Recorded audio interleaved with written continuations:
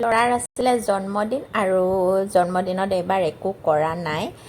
খালি তাৰ মন পচন্দৰ ডোনাট বনাইছোঁ কেকটো বনাইছোঁ ঘৰতে আৰু এইফালে ডোনাট এতিয়া বনাই আছোঁ পূৰা ৰাতি মানে 12টা বজাত তাৰ লগত উইচ কৰিম বুলি ভাবিছোঁ সেইটো কাৰণে এতিয়াৰ পৰা বনোৱাত লাগি গৈছোঁ এতিয়া বাজিছে 10টা বাজিছে 10টাৰ ভিতৰত হৈ যাব আৰু কেকটো মই দিনৰ পৰাই বনাই আছিলোঁ তো কেকটোত অলপ টাইম লাগিছিলে বহুত ঝঞ্ঝটো হ'ল তাৰপিছত কেকটো আল্টিমেটলি হৈ গ'ল কেকটো অলপ বেলেগ ডিজাইনত বনাইছোঁ ডিজাইন মানে অলপ তাৰ ৰেচিপিটো বেলেগ হয় আৰু এইটো কেৰামেল চচ আৰু চকলেট গানাছ দি বনাইছোঁ পূৰা মেল্টেড কৰি আৰু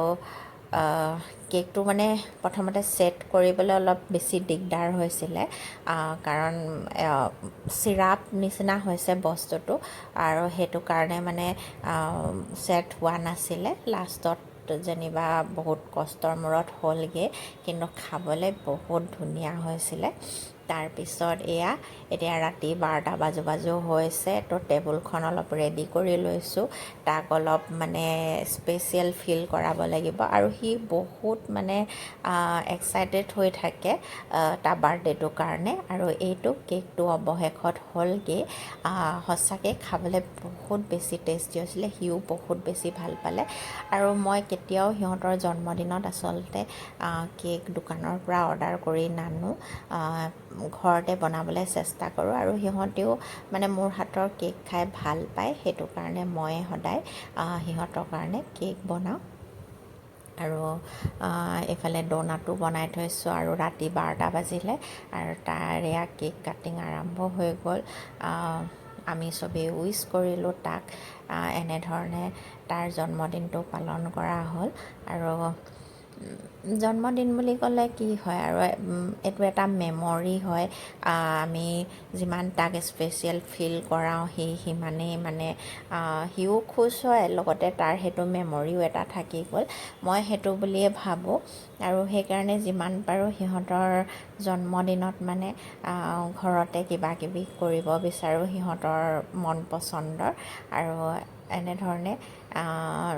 12টা বজাত মানে জন্মদিনটো পালন কৰা হ'ল তাৰপিছত গিফ্টটোতো মেইন হয় গিফ্ট নহ'লেতো নহ'বই আৰু মেইনটোতো তাৰ গিফ্টৰ কাৰণেই ৰৈ আছে এইফালে ককায়েকে তাক মানে কেক লগাই দিছে আৰু এইফালে গিফ্টটো দিয়া লোৱা হৈ গ'ল লোৱা নাই হোৱা মানে দিয়াই হৈছে আৰু কেকটো মই অকণমান দেখুৱাইছোঁ কাটি এনেইতো বহুত ছফ্ট হৈছিলে কিন্তু কেৰামেল চচ আছিলে লগতে চকলেট চিৰাপ চচ আছিলে সেইটো কাৰণে অলপমান মানে মেল্টেড হৈ আছিলে আৰু এইফালে আকৌ তাক খোৱাবলৈও নিব লাগে নেক্সট ডে কাৰণ তাৰ সেইটোৱে এটা মানে